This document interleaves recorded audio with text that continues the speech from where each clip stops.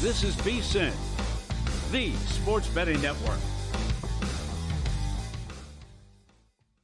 Follow the money. That's what I always say. You always follow the money. Yeah. This is Follow the Money with Mitch Moss and Paulie Howard on VSiN. Here we go. Welcome in. It is Follow the Money on VSiN, the sports betting network. Mitch Moss along with Paulie Howard. We're live in downtown Las Vegas from the Circa Resort and Casino. Action-packed 3-hour program lined up today. Plenty of Major League Baseball. Strong card coming up tonight. A lot on the U.S. Open. High-quality guests today on the program as well. Jeff Seeley and Wes Reynolds on that golf tournament. David Purdom on the program today. A lot to get into with him, including the updated news regarding that betting tax in the state of Illinois. And Derek Stevens, also the owner and CEO of this great property, coming up in his usual Tuesday spot as well. And Paulie will begin with the National Hockey League and what took place last night. Game 3 of the Stanley Cup Final. As good as the first two games were combined, last night was equally as bad. I turned it off. It was unwatchable to me. Yeah. Total rout. And then, we had that discussion. Are they going to swallow the whistle? Are we going to get a clean game? Who's going to take it? I mean, what do we have, 140 penalty minutes last night? Yeah, the Oilers set the record. One of the worst games I've ever watched in my entire life, for half of it. And I just said, that's enough. Yep.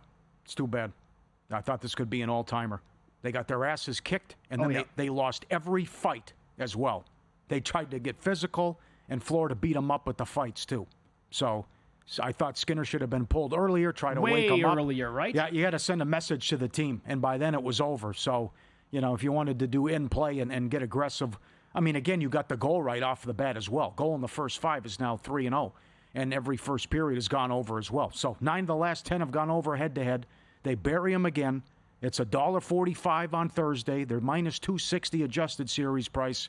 I know what happened last year, but this feels like a different ball game where I think Edmonton's season is on the line on Thursday. I think it's too hard to come back and beat these guys 3 in a row. And first things first, they got to fix their defense. They got to stay out of the box. Dreisaitl's on a milk carton. I don't have a lot of confidence in Skinner, although it wasn't on him. Knoblauch had his back a little bit. That was an abomination. I totally agree. Yeah. I'm not going to say it's over with. Can't do that because of what happened last year. And Edmonton is very, very good. I'm saying if they say go down 3-1. You won't go there? You're right. You won't go there? No, I won't go there right now. All right. We'll not go there right now. Yeah. But it's quite clear to me that they have to have game 4. Yep. And now how do they respond? I guess the extra day now is going to be helpful to them, right? Because how would you like to pick yourself up off the mat if you're one of the Edmonton Oilers players after last night and play already tomorrow night if you had a game?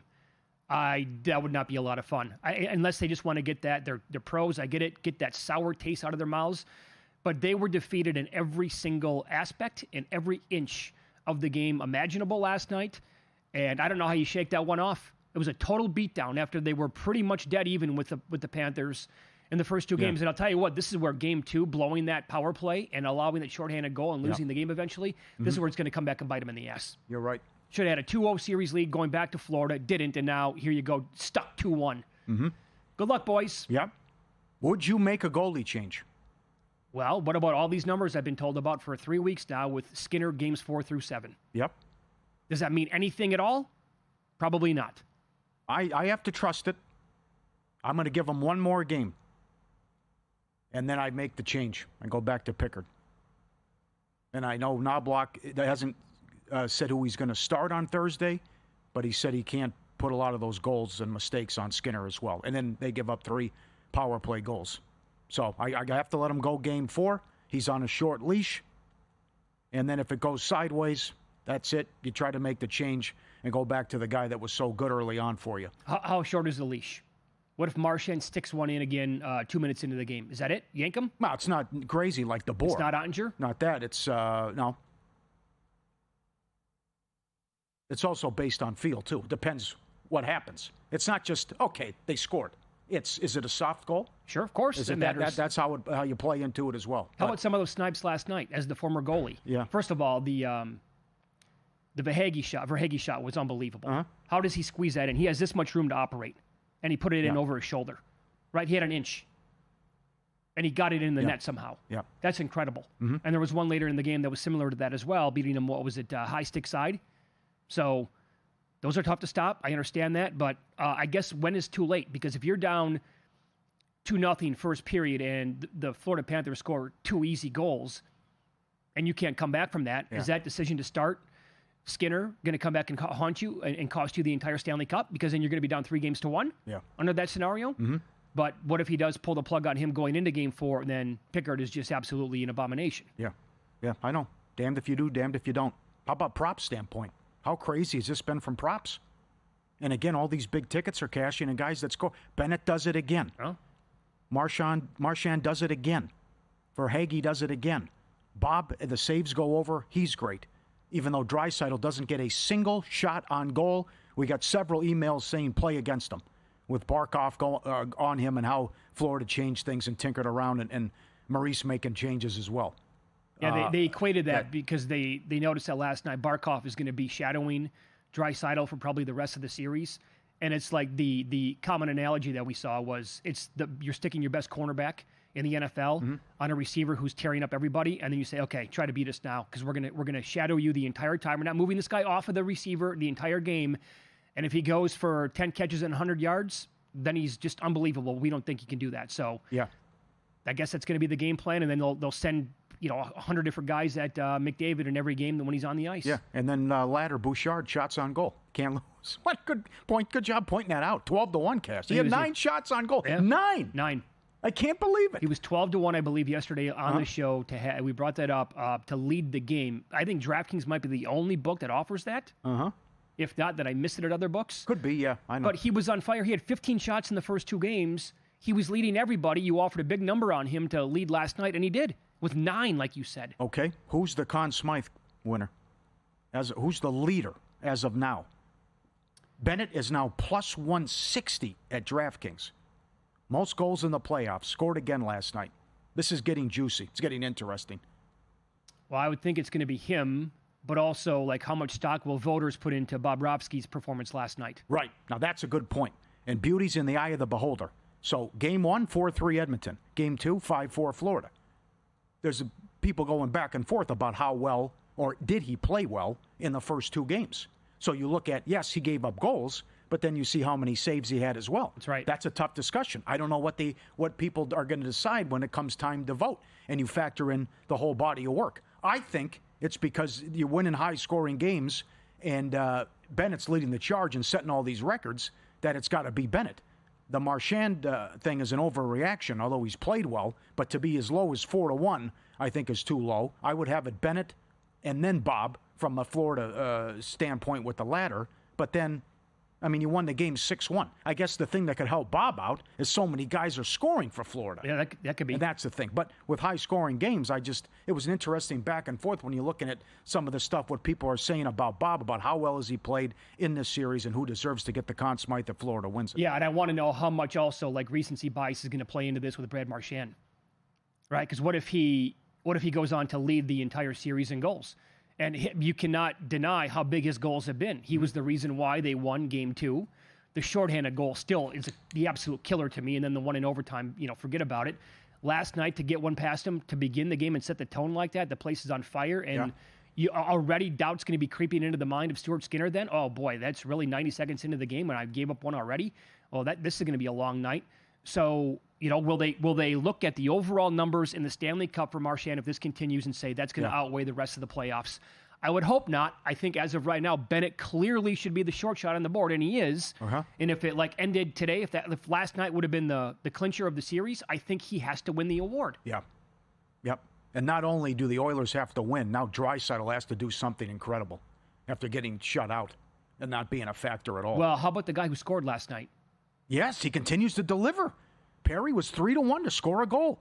And St. Cloud, Minnesota had an assist again. With Schmidt at 3-1. That's right. You pointed that out. He keeps delivering. But yeah, Perry's been the guy. So he's 300-1. If Edmonton gets back into the series, again, they're going to look. Voters will absolutely gravitate towards Connor McDavid. But here's another thing, right? You cannot deny how effective and how impactful Perry's timely goals have been. Yeah. And his impact on the series. By the way, that goes for a lot of the playoffs as well. Guy's been a monster. Yep.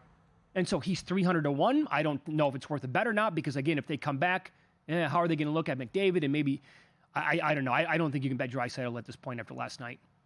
But Bouchard's also 300-1. Who? Yeah. Can anybody win it on Edmonton other than McDavid at this point? No. Well, then there you go. Then there's no conversation to be had. No, that's it. Unless, again, we're not talking, it's like we talked about earlier with Skinner. Davis said he had to have 3 shutouts. It's like Draisaitl's got to have a hat trick now or something, or maybe 2 of them. Want to bet smarter this football season? Become a VSiN Pro subscriber today. Full year, $199. Free pre-order of the NFL Sharp Betting Playbook by Josh Applebaum. No-nonsense guide to reading the market, spotting sharp action, and making smarter NFL bets. Sign up now. Get instant access to every email, or the daily email from Bill 80 and every best bet, every host, every guest, the real-time betting splits, the dog videos, and our NFL betting guide, which drops July 1st. Limited time offer. VSiN.com/subscribe. Promo code BOOK to sign up. I had enough as well, and put it on mute at the end, but still had it on in case something happened. Did you see when they showed Eddie Olczyk, though, when he was drafted by the Blackhawks? No, definitely Did you miss that with Lemieux and how young he looked? Oh, that was wild. Yeah, looked like he was 16 years old. Yes. I couldn't do it, Paul. It was such an awful game. Wow, the penalties. The penalties were, it was just unwatchable. I'm sorry. I mean, that game sucked last night. Yeah. But I go back to game 1. The referees are too involved here. I know. I don't disagree. Most of this series, you throw out the third period, which, by the way, last night looked like the third period of game 1 against Dallas with Edmonton. It did. But every time you look up, it's like someone's on the power play. Yep. Let them play. Yep. Too much of that crap. So up next, we'll get into, one of the biggest sports books in the country. Their decision, if I can speak English here, what they did today in the state of Illinois. Strong comments, and I'm glad the CEO said this, and a bet that I made for Game 3 of the NBA Finals next here on VSiN.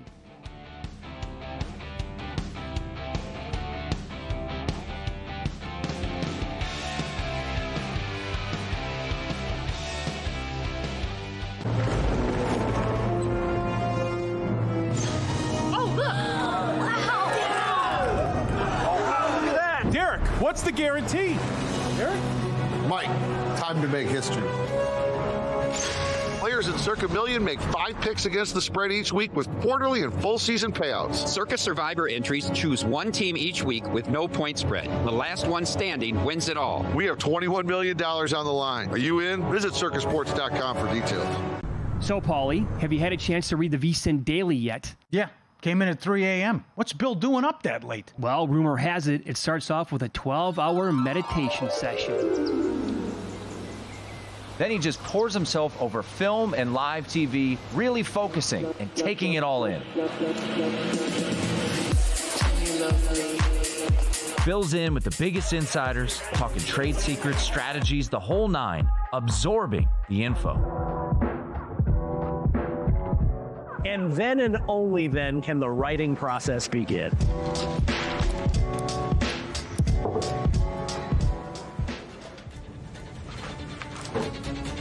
In Las Vegas, Bill's late night becomes your early morning. Wake up to the very latest betting insights in your inbox with the VSiN Daily.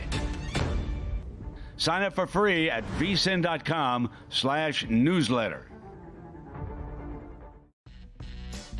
On the next, a numbers game, the U.S. Open Golf. That is U.S. Open Golf upon us. Sia Nejad joins us to give us all of his plays for golf's third major at Oakmont in Pennsylvania. Plus, Will Hill with all of his bets, baseball, basketball, and beyond. Who knows? Maybe some golf from him as well. And JBT on the NBA Finals, our senior NBA analyst, with all of his thoughts on the Thunder and the Pacers moving forward. It's a numbers game, 10 a.m. Eastern, 7 a.m. Pacific, right here at VSiN.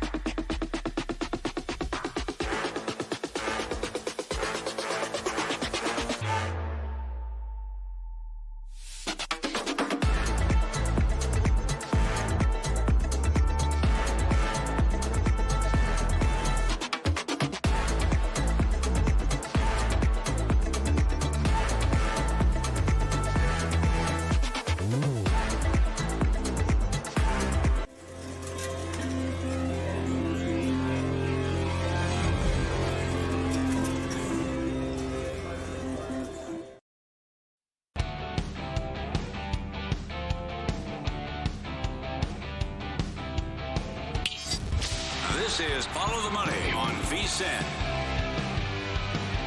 Get into betting Game 3 NBA Finals. That game tomorrow night. That's coming up in a few minutes here. But more on this decision by the state of Illinois to hit operators with a big tax on every bet that's going to be made. The first $20 million, there was going to be a 25-cent tax. Beyond that, then there was going to be a 50-cent tax per bet. David Purdom tweeted this out earlier today from ESPN. And by the way, he will join us coming up in an hour and 15 minutes. He pointed out that FanDuel will begin charging a 50-cent transaction fee on every bet placed on its platform in Illinois on September 1st of this year. The transaction fee is in response to a recent tax increase on sportsbooks in Illinois. You know it was coming. It had to, right?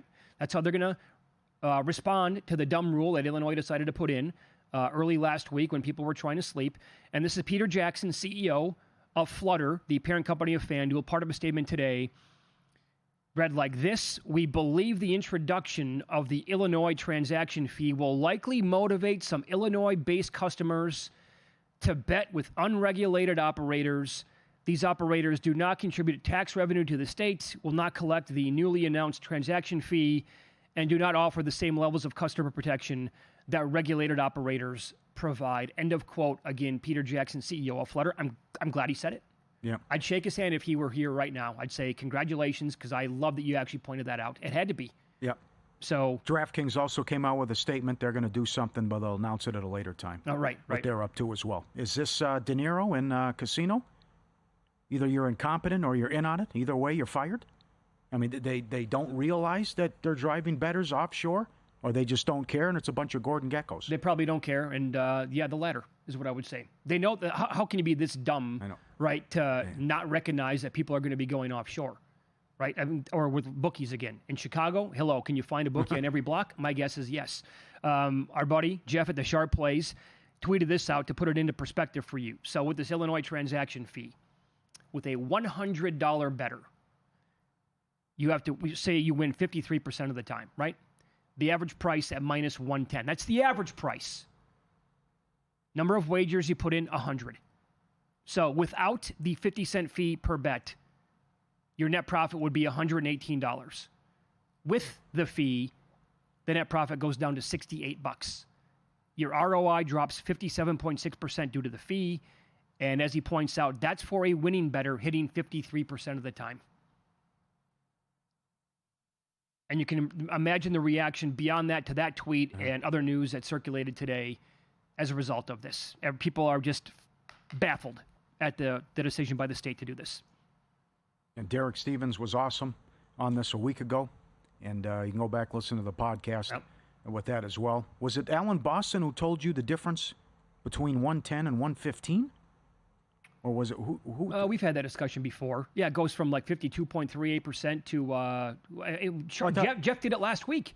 No, I know. I thought it was Boston or someone told you something about a house, or I would have this if I could lay this for much of my career. Oh, yeah. You would be. You basically. Yeah. Look, I've seen people with offshore accounts who said the difference in they had like 15,000 bets. And the average price offshore was like minus 107. And they said if I had to lay minus 110 the entire time, that's going from living like I do right now, which was quite comfortably, to not even close to the kind of lifestyle that I've had. And that's with a 3% difference on every bet. So it's just, I don't get it. Nobody does get it other than the people who are trying to make this decision because they want to line their pockets a little bit more, I guess. Yeah. So Game 3 tomorrow night of the NBA Finals. I did make a bet on this. I took Aaron Nesmith over threes at 2.5 plus 130. Paulie, so far in the series, he's hit 3 and 4 threes in the first two games. That's nice.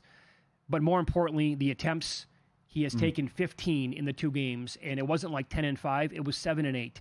So if he's going to take 7 or 8 or maybe even more attempts in these games, and you're going to offer me a plus price and a guy who's pretty good at shooting the three, I'll take over 2.5 every single time. Had to do it. What have you done so far tomorrow night? Right back with Chet under threes and Siakam under threes. I don't think they're going to get enough attempts, and I don't trust them to make 2 anyways. And I have to believe what they're telling me and what they're saying. And I think he has to be more aggressive and certainly come out and shoot more. And Stanford Steve was great on this yesterday on the show when he spoke to Tim Legler as well. Halliburton over 17.5 points. He's got a leg thingy. but he's okay. That's what he told the media. You're right. He goes, I'm not going to expand, but I have a leg thingy. Yep. Okay. I just think he's got to be so important here. And if they have any chance to win this series, he's got to be aggressive and score and come out and take a lot of shots and also push the pace as well. So I think that's he has to have a big game in Game 3. I don't know what the hell you want to do with the others for either team. The one guy I can trust in Oklahoma City, I think, is Caruso. Really? Come yeah. back? Love the guy. Can't Ben Shepherd hit another 3? I just need 1 3 out of Ben Shepherd. Okay, you're not asking for too much there. No. But I have no, who else is it going to be? Do you want to bet T.J. McConnell? Do you feel like betting Obi Toppin? Is it going to be a Toppin game again? No, I can't do it. No clue. You're throwing darts here. Absolutely. Well said. I want to be strong on Turner, too. I think Turner can have a big game. And he can get at least 15 points. But as far as the others, can't do it. And that goes the same way with OKC. Because now I don't trust them on the road. I trust SGA. I don't trust the others on the road. I don't trust Holmgren. I don't trust these guys on the road. And They've had some putrid games. Right. And look at the way Jalen Williams is shooting so far in this series. I don't know. Is he going to go to Indiana and shoot 4 of 20? He might. He was 6 of 19 the other night. And he has had a couple of good performances in the playoffs. But other than that, he's been kind of a disaster to me. And Lou Dort had a great game 1 offensively. He's been nails defensively in both games because he's so good. But is he going to go for 12 or is he going to go for 4? I don't know the answer to that. I have no idea. And the whole series comes down to how many threes will Indiana hit compared to Oklahoma City, right? They did a great job in Game 1. They hit 18 of them in a high percentage. They won the game late. And then in Game 2, Oklahoma City matched them. That's all the NBA is today. Is if Oklahoma City only hits 9 threes tomorrow night and Indiana hits 17, Indiana's probably going to cover the game and they might win. Mm-hmm. But if they shoot 10 of 40, they're going to lose and they won't cover. Yep. I think the Pacers get the money, and I think they're going to come out and respond. And again, OKC hasn't covered a game on the road, and whether you want to use zigzag or whatever it is, I think they're going to respond, and definitely Carlisle will make some adjustments. So, you also had a team that had their season on the line. That was the other. You were going to get their best punch and best shot, and they did. Right. So good on them. I think it could go over. We'll see another over as well. And I think it'll be a different series now that it goes to Indiana and have a different look. Yeah. After we know it was a miracle in Game 1. And here's another reason why I went to war with Neesmith on the perimeter. Oklahoma City has done such an amazing job packing the paint now for a long time, the entire year, but specifically in the playoffs. I don't know what guy you said Turner, but he's more of a finesse player anyway and likes to go outside. Yeah. How are they going to beat this team down low, or with the mid range? If it's not going to be in transition, turning Oklahoma City over a zillion times, which probably won't happen. Yeah, good point. How many guys actually attack the basket? Siakam and Halliburton. That's probably it. That's pretty much it, right? So I think it's going to come from, and Oklahoma City again will allow the open 3. So I had to tag it from that. And that's why Shepherd, I think, makes sense again. Yes. And the corner 3. That's right. Mm-hmm. Second most corner 3s allowed in the playoffs. I'm also getting ready for the carnage this week at the U.S. Open. Again, Jeff Seeley, blazing hot for the last 4 months with us, giving out golf bets coming up in about 35 minutes. Did you realize that the winning score has been 10 under or better only 4 times since Tiger Woods was 12 under at Pebble Beach in 2000? 4 times 10 under. That's it. The 2 par 5s are both over 600 yards. There are 3 par 3s at 200-plus yards, including the one which is absurdly long at 289 yards. There are also 2 par 4s in excess of 500 yards.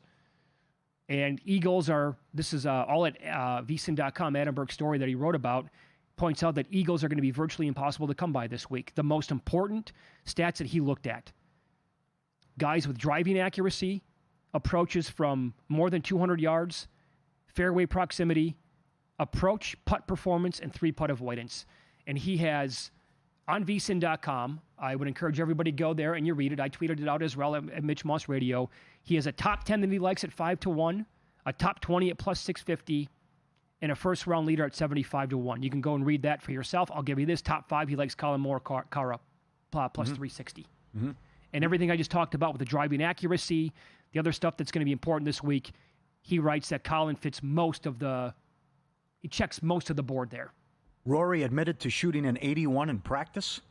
It said how difficult the course was. And we know DJ won it at 4 under. And thanks to the emails and tweets, I forgot about it. In 07, Cabrera won here. He was 5 over. Yeah. Right. There's carnage, and then there's that. No kidding. 5 over won a major. I've had other people reach out to me in the last 12 to 36 hours. Multiple people say, don't get on Rory. Because I made the case yesterday if I didn't have anybody. And here at Circa, he's plus 1450. In fact, they were making the point that he's so screwed up right now with the driver, he might not even make the cut. Okay. All right, not bad. Introducing the $500 plus 260. Introducing the $500 try from GBank First Bet and VSiN. All you do is open a GBank Visa Signature credit card in the first 90 days. Deposit and play through $1,000 at First Bet to trigger the try. $200 in cashback rewards from GBank. First Bet gives you $100, and we complete it with the Pro subscription for $200 value. One-time promotion limited to customers opening a new account. Get it now.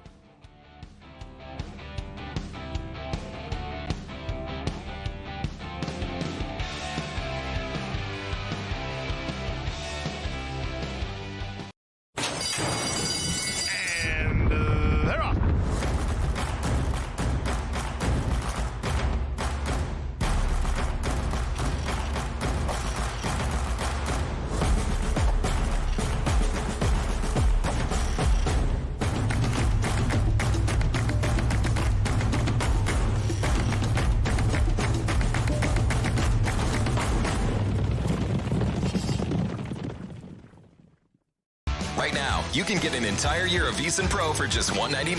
Plus, we'll throw in a free pre-order of VSiN's own Josh Applebaum's new book, The NFL Sharp Betting Playbook. That's 12 months of expert picks, exclusive betting splits, and access to the upcoming NFL betting guide. Applebaum's new book is the ultimate resource for bettors looking to understand line movement, spot sharp action, and make smarter, data-driven decisions all season long. Sign up now at VSiN.com/subscribe and use promo code BOOK to get in on this offer and join us on the Sports Betting Network.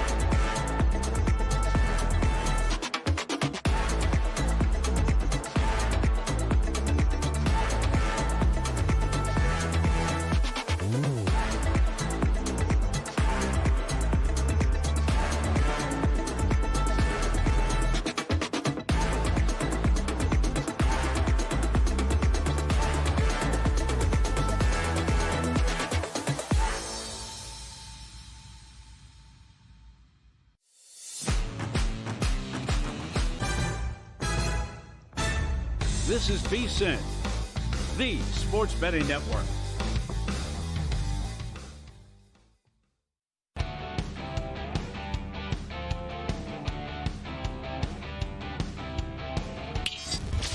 This is Follow the Money on VSiN. We'll hit today's Major League Baseball card here, Paulie. On paper, I have to tell you, this is an incredible pitching matchup that we have tonight, as the New York Yankees are in Kansas City to take on the Royals, and it's Max Fried going for the Pinstripers against rookie Noah Cameron. And yes, on paper, it's a great matchup because Cameron has been the real deal in every single start. You have all of his numbers that you can share here in a second. I will point out that Max Fried has had one bad start the entire year, and that was May 30th at the Dodgers. Other than that, he did not allow or has not allowed more than 2 earned runs in a single start other than that one. Fried after a loss, 6-0 with an 0.57 ERA in 10 starts. Nails. And then you have Cameron, who starts his career, first 5 starts, 6+ innings pitched, 1 earned run allowed or fewer. In all 5 starts, only the second pitcher in the history of the game to do that. Fernando did it his first 7 starts, Fernando Mania in 1981. But I think it comes to an end tonight. He does own lefties. Lefties are 2 for 27 against him on the year, but I think the righties can get him and touch him up. His outs prop is 16.5 tonight against New York, and it's under -150. So it's an incredible run, sensational what he's doing, but I don't think he strikes out. He doesn't strike anybody out, and I think the Yankees can touch him up here. And then again, I'm not asking for too much, considering, could he do this 6 starts in a row? But 16.5 the outs, I have to play under with that. Oh, I'm with you. I'm fading him, I think, multiple ways tonight, one of which would be the outs under. I'm also going to go under 3.5 Ks at +135 in that range that you can find right now. A couple of reasons why. First of all, 31 innings pitched so far for Noah Cameron. His ERA is 0.85. It's like, how can you possibly go against this guy? How? 0.85 ERA? Well, the FIP is 3.64. That's 3 runs higher. And the XFIP is 4.59, almost 4 runs higher, the truer indicator there. And you're right, he has had 8 strikeouts in 1 game so far this year. That came against Minnesota. 6 2/3, and he was brilliant, but he's been that way in all 5 starts. That is the only game in his 5 starts this year that he went over 3.5 strikeouts. And now he's taking on a Yankees lineup that is number 1 in WRC plus against lefties. They are number 1 in WOBA. They are number 1 in ISO, OPS, slugging, and they have the 9th hardest hit rate in all of Major League Baseball. I'm with you. I think it comes to an end tonight. So I'm going to go under on his props. And I have not done this yet, but I'm also pondering, what do you think about this, Paulie? Yankees -2.5 runs. Wow. Oh, wow. The payout? +135 in that range. Really? Okay. So the Royals against lefties, and they're getting one of the best ones in all of baseball tonight with Max Fried. They are 25th in WRC plus against lefties, 24th in WOBA, 29th in ISO, 23rd in OPS, 25th in slugging, and they are bottom half of the league in hard hit percentage as well. Yankees on the money line, -195. Run line here at Circa, -120. That's also a consideration. I could do that rather than laying the 2.5 runs. But I'm getting the full 9 at-bats for the Yankees on the road here. And Noah Cameron's been a great story. But I'm betting as if that story ends tonight. Likewise. Totally agree. I think we're going to get runs between the Rays and the Red Sox. Yep. Now, it was supposed to, it was cold last night, but that didn't matter and didn't stop these teams. But Giolito has been an unmitigated disaster at home. He's got an ERA of 10. He got lit up in the last start, and after the game, he goes, I got to get this bleep figured out. Yep. So he is talking to the little man on his shoulder here. Not good. You know what? I thought that I did some digging by looking at his every single game so far this year, like the 10.47 ERA at Fenway, like you talked about. Well, was it really one game there? So that might be the outlier? Nope. Like you said, the last game that he pitched, it was against the Angels. He allowed 7 earned runs. Earlier, he allowed 6 earned runs at home to Atlanta and 6 earned against this Texas offense that can't hit Murray State. Yeah. So Giolito's ERA right now is 6.42 on the year. The FIP is almost 5. And Pepio is going for the Tampa Rays. Get out of their way, by the way, because they're suddenly red hot. His ERA on the year is 3.20. However, away from home, it's 1.5 runs worse, and he has a 4.95 ERA in 4 career starts against the Boston Red Sox. So total in the game, hovering around 9, maybe 9.5 out there. If you can find a 9, maybe like $1.20, I think that's a pretty good bet. I don't mind Roman Anthony props under as well, because you see a lot of times, and you see with Caglione as well, these guys come up and they press, and they want the pressure, and they want to do well. I mentioned the Chris Bryant story I told on the air when the Cubbies called him up and he had the golden sombrero right away. The news came out too fast, so we couldn't have family and friends at the game there. I'm supposed to get family and friends there tonight, so maybe he wants to put on a show and do well, but maybe he's also pressing. He didn't get it done last night, although he had the RBI.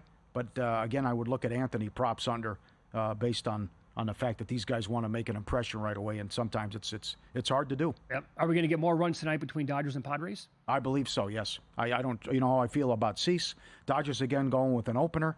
It was they put on a display last night. Freeman is hitting .455 against Cease. I'm on one of his props. He has owned him. Yep, I like the Freeman props as well, and certainly like the game over again tonight. Ohtani versus Cease as well, 6-19, small sample size, but 3 home runs. On the year, Cease, the ERA is 4.72, not good. FIP, much better, 3.20, and more than 11 Ks per 9. His splits at home, a 3.66 ERA, which is where he's at tonight. On the road, much worse. Remember, he had that one start early in the year against Sacramento, or against the A's in Sacramento, where he was absolutely lit up, and I think that maybe caused some of his numbers to go a little bit wonky. But on the year, at night, he's 0-4 with a 4.99 ERA, and career against the Dodgers in 4 starts, pretty good numbers, including a 12+ K per 9 rate. But I don't trust the guy at all, and I think the Padres will be able to hit up against whoever is going to be thrown out there tonight by the Dodgers. Yep. The total's 8, by the way. I know. I'm surprised, too. Yep. With you. What else caught your attention today? I got a bunch of stuff that I like. Abbott? Yes, absolutely. 3-0 with an 0.55 ERA in May. Had a bad start last time out, but he has the 3rd best ERA in the National League. I think he can show out tonight and get the win against the Guardians, and they can also touch him up. Benson has great numbers going back against them as well. He was hitting .500. That stands out to me. Fott has an ERA of 11 in his last 5 starts. His ERA went from 3.28 to 5.51. He goes against Seattle, and the total is 9.5. And the Giants, 51-17, going back against Colorado since 2021. They have owned them. Took 3 out of 4 at home earlier. They're number 2 in ERA. They're number 1 in wins in one-run games. They played 7 straight one-run games. In Colorado, only been favored. How about this nugget from David Purdom? They've been favored 5 times in the last 232 games. Get out of here. Ouch. So what is your approach then? I think they get the Palmquist, who's been terrible, who's 0-4 with it. Look how bad his ERA is as well. So I know they've scuffled here and had some issues, but I would think the Giants cover the run line and get enough support for Harrison and get the win. And I'll ask you this too. Are books begging us to bet Mackenzie Gore tonight? Is it a trap, Paulie, with his K-prop? Here are the numbers on Gore. ERA, FIP, unbelievable, right? He's one of the best pitchers in baseball. They're both sub-3. 12.9 Ks per 9, one of the highest rates in all of MLB by any starter. His K-prop tonight, like I said, 6.5. Over was even money earlier today. He's 11-2 to the over. His K-prop this year. Recent results, 7, 8, 9, 9, 7, 9. Going over 6.5 like every single time for the most part for the last 6 weeks. Gore against the Mets. He only went over 6.5 Ks in one of his 3 starts last year. He had 2, 8, and 4 in order. He had a 6.75 ERA against the Mets last year. A 1.57 whip and only a 21.2% K rate. I guess that's the rub, huh? Mets are good against lefties, and Gore's history here, even 2 years ago when the ERA was 2.40, he only had 9 Ks per 9 and a 22.4% K rate. I don't care. I got to bet this guy over 6.5 at even money. All right. If I lose, I lose. Just the numbers. Yep. And how about this conundrum? Sandy goes against the Pirates. Pirates were great last night. Scored 10 runs. They're 15-14 under Kelly. Miami's lost 7 of 8. But Sandy's the worst pitcher in baseball. With pitchers at least 50 innings pitched, he has an ERA of 8. But the Pirates are 1-9 in their last 10 Keller starts. Keller and the Pirates $1.50. Can they keep it going? Pirates? Remember, Sandy was really good in his last start. And they only let him pitch, 70 pitches? And they yanked him, I think it was after 7 innings. That was weird. Mm-hmm. But you got to trust this Pirates offense to get to him tonight. Yeah. You did last night, but that was against Perez, who was making his first start in 2 years. Yes. So I'm going to expand on a game that you brought up. I think there's a reason to bet another K prop tonight because this team has been awful at striking out with the lineup going back a good 2 weeks. And also Win Some, Lose Some is up next. Paulie will detail some wicked beats last night in Major League Baseball. That's next here on VSiN.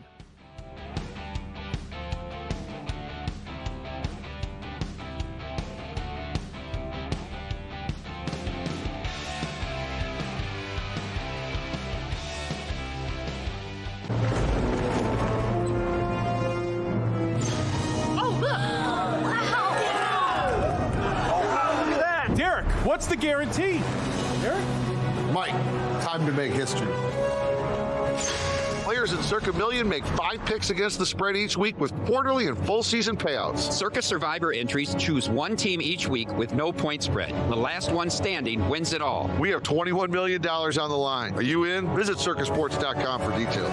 Your favorite VSiN shows and personalities are now available to download as podcasts. Catch every hour of our live broadcast with VSiN Best Bets, or find your go-to show and download it directly. Get instant reactions to last night's games, sharp analysis on today's biggest matchups, and everything in between. Whether you're commuting, working out, or just catching up, VSiN lets you take the action with you wherever and whenever you want. Search VSiN on your favorite podcast platform and get in on the action with VSiN, the sports betting network.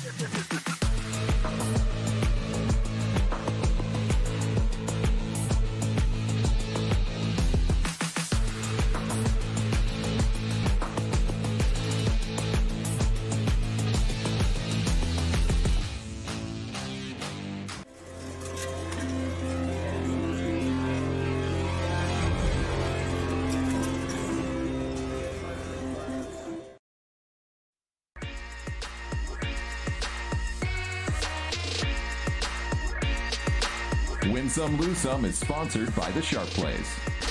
Were you a winner last night? Wow, winning. Or was it a rough one? Well, they can't all be winners, can they? Loser! You're a loser! Paulie Howard recaps the night in sports betting in Win Some, Lose Some. Bouchard, most shots on goal, 12-1. Cash it. Marchand, first goal, 17-1. First period, goal and first goal by the Panthers, 9-1. Ekblad, anytime, 7-1. Rodriguez, last goal, 23-1. Perry, plus 320 to score. This was at FanDuel, I believe. A friend of Jonathan Davis had it. Will there be a fighting major in the series? Yes, 6-1. Bravo for putting that up. No kidding. That's creative. Exact score, 85-1. Florida minus 4.5 goals, 15-1. Goal in the first 5 plus 190. It's cashed in all 3 games. 9 of the last 10 head-to-head have gone over. And Murray State will see you at Rocco's in Omaha. Plus 190 racing to the College World Series. 7 different conferences are represented. They shock Duke and get it done. Pat 41, if it was the biggest moment in their career, in their history for an athletic. They've won tournament games, John. Oh, they've had awesome showings in the tournament. Is this bigger than winning a game in the? I don't think that's the case. Winning a game in the tournament's bigger. That's a big deal. The John Morant team. That John Morant team was sensational, by the way. They were somehow a 12 seed. Yeah. So you mentioned you tapped out because the game was so bad. I did the same thing. And I know I had seen this before, and I always forgot about it. But they did a movie on it called The Luckiest Man in America, and Walter Goggins is in it. The movie's not very good. But the Press Your Luck scandal, the documentary on Game Show Network, and Peter Tamarkin is in it. In 1984, Michael Larson beat Press Your Luck for $110,000, and he went 41 times without a whammy. And they showed how he did it. 5 different patterns of lights, how he figured it out. We've all watched the game, and they still have it. But it would go from, if you can see, it would go from up here to down here, off to the left, and then far right, and then up in the middle. And then it was numbered 4 and 8. Numbers 4 and 8 did not have whammies. So he had it memorized and so good, whereas it's stop, and every time he would stop, it's either a trip, $3,000 in cash. $3 in cash or money in a spin again.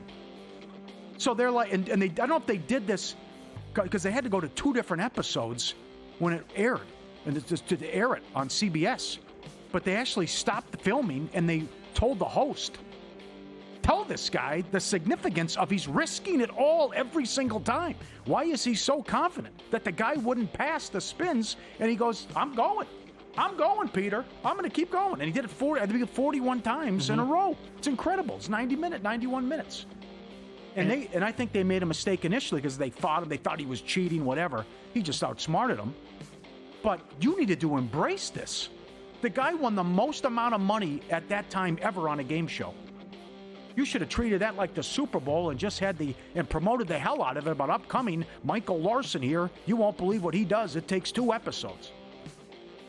Incredible documentary. Okay, so you're saying you just happened to watch it last night, or is there a correlation here to the Stanley Cup game? No, I was saying it was so bad. I put that on. I got you. With the documentary. Peter Tamarkin, by the way. Right. He was excellent host. And a dynamite. You know how he died? Helicopter? It was a plane crash. Oh. And I believe he and his wife, it was off the coast of California. They were going to help out medical patients. They were transporting to needy medical patients. They were en route to San Diego when it crashed, and that's how they died. So, dynamite game show host, better human being. Yep. He looked the same, too, from 1984 to when they did this documentary, and then they show you how he did it. That was my go-to on a sick day from school or a snow day in the Midwest. I'm like, yes, I get to watch Press Your Luck. And Price is Right. Yeah. Who was better than Barker? Subscribe, be part of the team, VSiN.com, our radio and podcast friends. You always want to see these tweets and videos. At Paulie Does Vegas on Instagram. Send them in. We'll put you on. Mitch sent this in. How good is this? This is where the humans pretend to be getting robbed or someone breaks in and attacks them, but the dogs go right back to eating the food. I'm not going to protect you. Okay, that's too bad. Okay, I got the full plate here. Bowl, I got to eat it. They act out the beating? Yes, right. No. Initially, he walks over like, oh, no, this guy's got you in a headlock. Here, no, go right back to the food every time. What's going on? Oh, hold on. Right back to the food. Oh, boy, that's a tough one. That's a tough one, right? It actually makes me want to do this with our dogs now to see what happens. Right. Have you ever done you each run in a direction and see where the dog goes? I have not done that. You haven't done that one either? I know where they're going. Okay. I don't want to make my wife feel bad. Oh, there you go. Strong. How about this?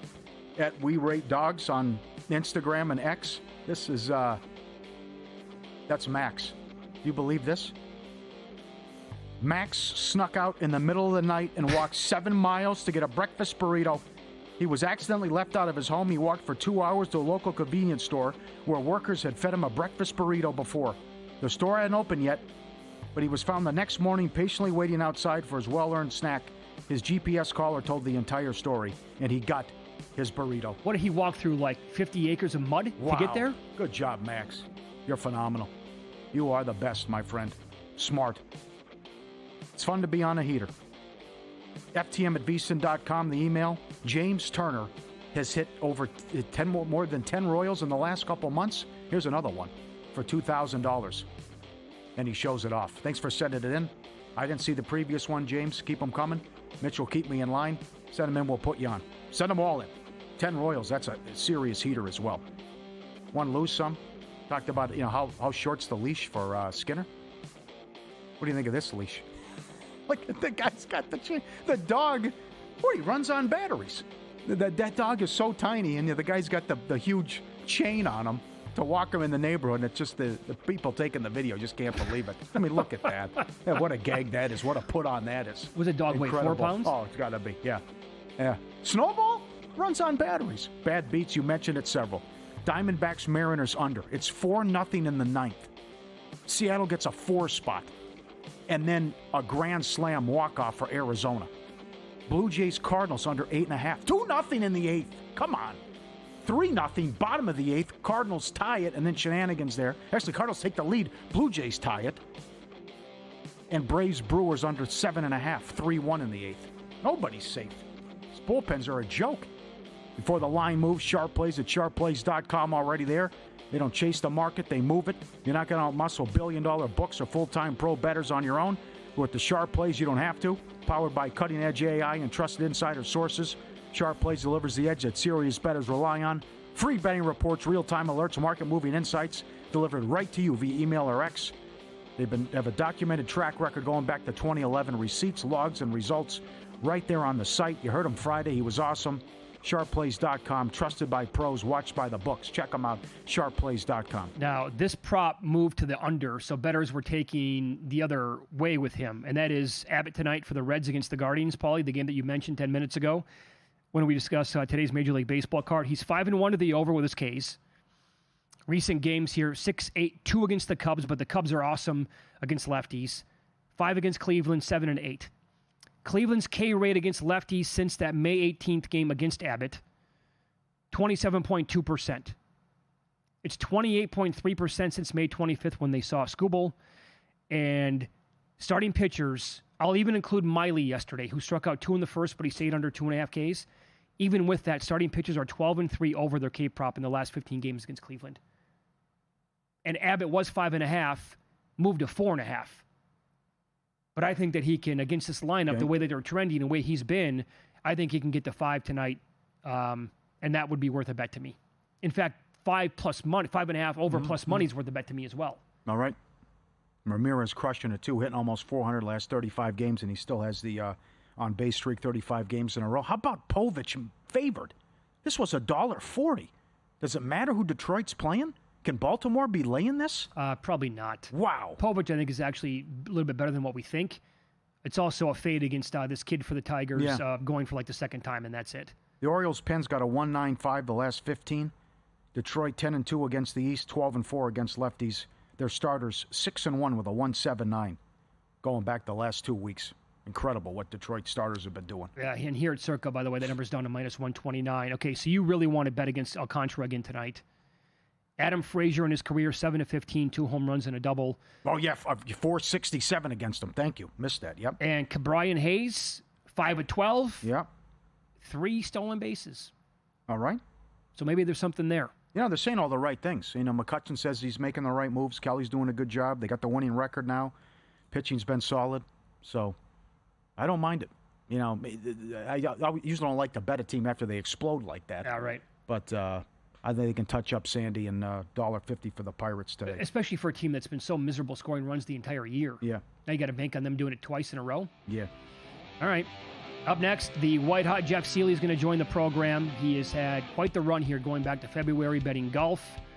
We'll get into his best bets for the U.S. Open. What kind of final score wins this tournament? Are we talking even par, 2 over, 2 under? How tough is it going to be? We'll ask him next here on VSiN.